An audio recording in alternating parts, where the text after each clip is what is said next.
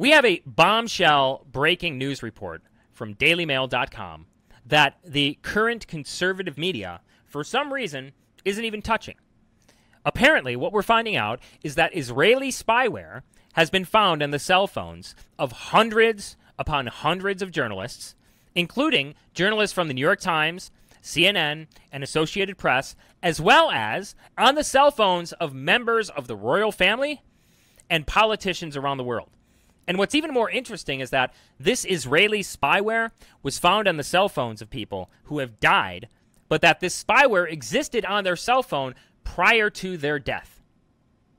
Meaning that Israel probably had some sort of role in their quote-unquote death or assassinations, as we know. And there's not a peep from conservative media about this, much like there hasn't been a peep from conservative media about what happened recently with Joe Biden getting down on all fours, basically, in front of Israeli leaders as they laughed in his face. But what we did hear back in 2009 is all about Barack Obama doing a nearly 90-degree bow to the leaders of Japan upon visiting Japan, and how this was disgraceful, how this was disrespectful to the United States of America. When Joe Biden gets down on all fours, as Israeli leaders laugh hysterically in his face, not a peep coming from conservative media. There was also not a peep coming from conservative media back in 2018 when Israel planted spy devices called Stingray spy devices all around Washington, D.C., around the Capitol building and around the White House, specifically to spy on President Trump and his administration. There was nothing from conservative media about that. You see, this is not new.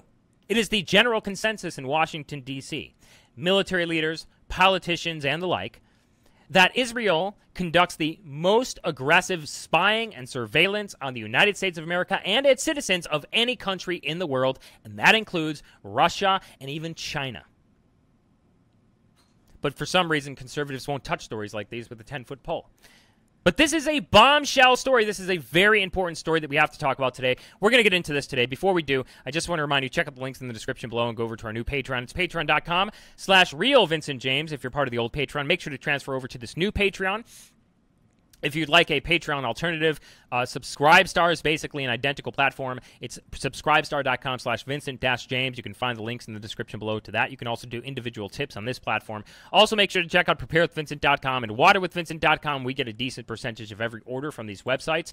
At preparewithvincent.com, you can get about $100 off a 4-week emergency dry food supply. This dry food supply has a 25-year shelf life. This 4-week supply is actually cheaper than 4 weeks of food at your grocery store. And if you opt for the 3-month supply, you can get it $20 cheaper per week. And it helps the show tremendously, and it also helps you out as well. At waterwithvincent.com, you can get about $100 off of an Lexpure Pro water filtration system. It's portable, about 18 inches in height, filters 5,000 gallons of water. So make sure to check out the links in the description below for that. All right, so let's dig into it here. Israeli spyware found on the cell phones of journalists. There's a list of about 50,000 people who they're spying on, including at the New York Times, CNN, and Associated Press, as well as members of royal families and politicians around the world. Activists, journalists, and politicians around the world have been spied on using cell phones, malware, developed by a private Israeli firm, it emerged Sunday, igniting fears of widespread privacy and abuse rights. The use of these software, called Pegasus, and developed by Israel's NSO group, was reported by the Washington Post and The Guardian, and other news outlets who collaborated on an investigation into the data leak. The leak was a list of up to 50,000 phone numbers believed to have been identified as people of interest by clients of NSO since 2016. One of those targeted was Hanan Alatir, the wife of Saudi-born Washington Post journalist Jamal Khashoggi, who was murdered by a, quote, Saudi hit squad in 2018. Her phone, as well as the phone of a second female associate, was allegedly targeted before his death. Before his death. And this is not the only one in the story. So apparently it's more than just a Saudi hit squad who put a hit on him. This is implying that apparently Israel had some sort of involvement with the assassination of this man, Jamal Khashoggi. And they're spying on American citizens. But this is not out of the norm for Israel. You have to understand this. When we say the general consensus in Washington, D.C. is that Israel operates or conducts the most aggressive spying and surveillance on America and its citizens, this is not out of the norm. They have stolen our military technology and sold it to China. They've stolen our nuclear technology.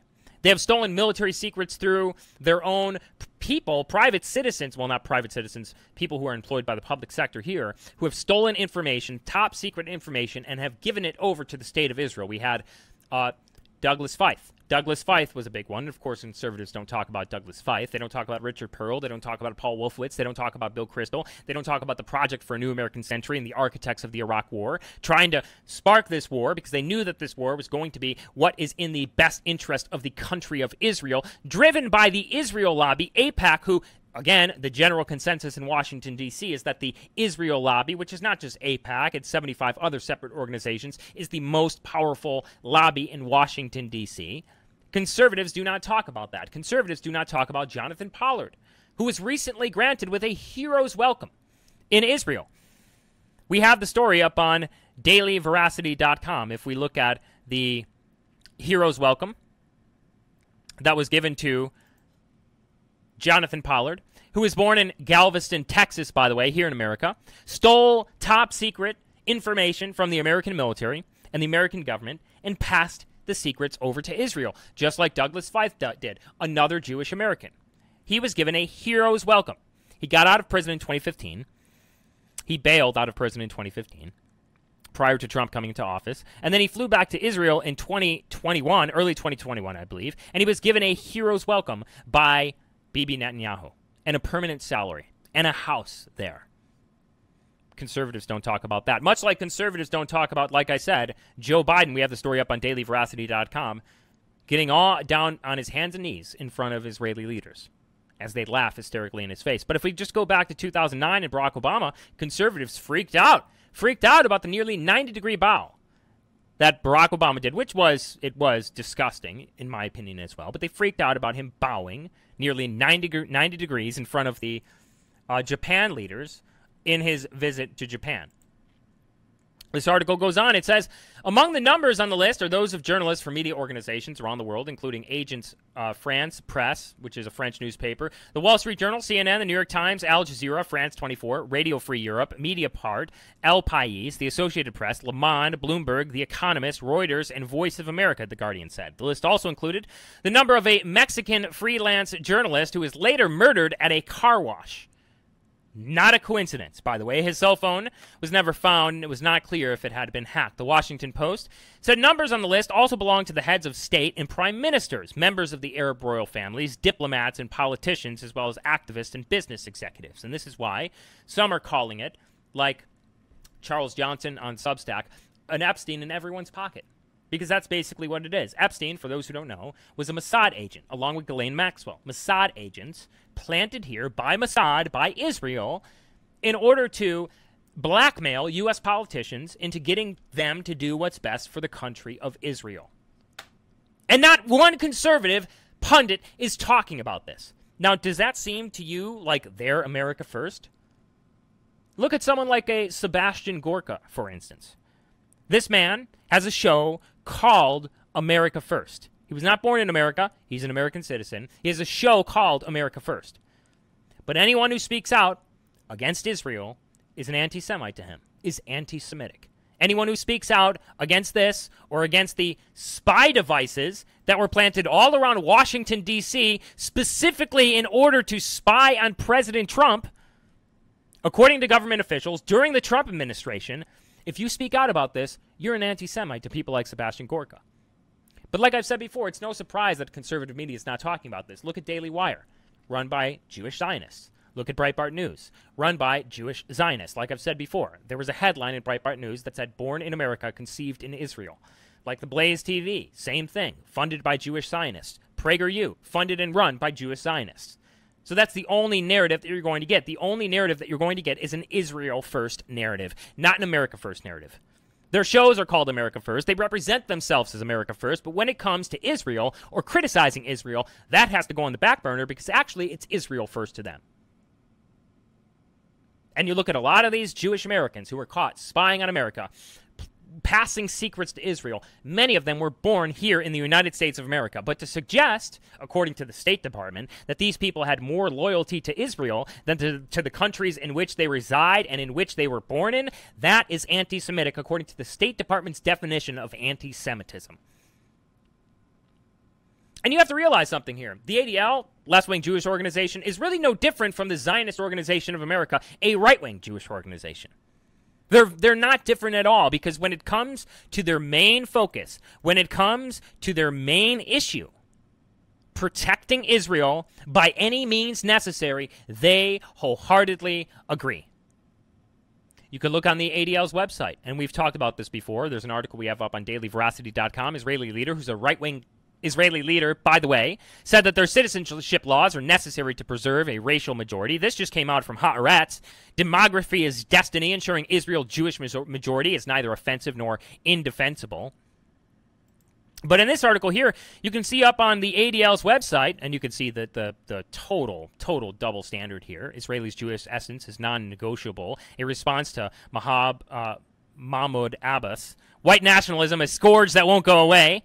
Right? So when you argue against mass immigration for white countries, America, Canada, European countries, then you're a white nationalist. And then you have to be banned at the direction of Jewish groups like the ADL, who basically control all of tech. Well, BlackRock controls all of tech and the mainstream media. We know that. But, you know, they're the ones who are the top flaggers for all of these tech platforms and social media platforms. They're the ones working directly with social media platforms in order to get people banned. They're the ones who got me banned. They're the ones who've gotten Nick banned and many others banned. But you look on the ADL's website, and they say it's unrealistic and unacceptable to expect the Jewish state of Israel to voluntarily subvert its own sovereign existence and nationalist identity and become vulnerable minority within what was its own territory. And they go on to talk about how immigrants have higher birth rates, and if we accept immigrants into the country of Israel, that's going to replace Jewish people in the country of Israel. But when you talk about this, you're labeled a white supremacist up on the ADL's website. And there's really no difference. There's a few negligible political differences between left-wing Jewish groups and left-wing Jews and right-wing Jewish groups and right-wing Jews, but when it comes down to it, when it comes down to the top issues, they're willing to sacrifice American values and American citizens, for that matter, in order to achieve their own interests. Here's Governor Abbott at the direction of the Zionist Organization of America calling Gab anti-Semitic and saying that anyone who uses Gab has no place in Texas. We've seen this video before. And directly after he called Gab anti-Semitic, the Texas GOP was forced to vote to delete their Gab account, the only free speech platform left on the internet today, aside from even from Telegram, a couple of others. They voted to delete their Gab account. Jared Kushner said that Trump would not be able to take over the Gab account that Gab had set aside for him, that is reposting all of his statements and his old tweets, verified Gab account, unless Gab banned everyone who was critical of Israel. Then we look on the left-wing side. Haim Saban, one of the top donors to the Democratic Party. Nancy Pelosi, during a meeting with Haim Saban and Chuck Schumer, said that even if America's capital crumbles, even if Washington, D.C. crumbles in war, one thing that will remain consistent is our commitment to our aid to Israel.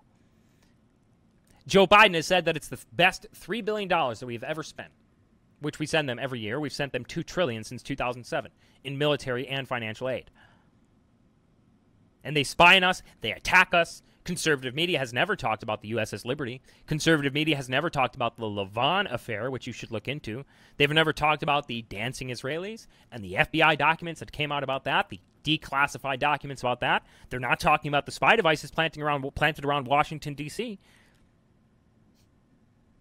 It's because they're all owned and operated by a singular narrative, just as the left-wing mainstream media is all owned and operated by a singular narrative, with their top owners, basically shareholders, in the companies that own these mainstream media outlets, being BlackRock, Vanguard, and Berkshire Hathaway.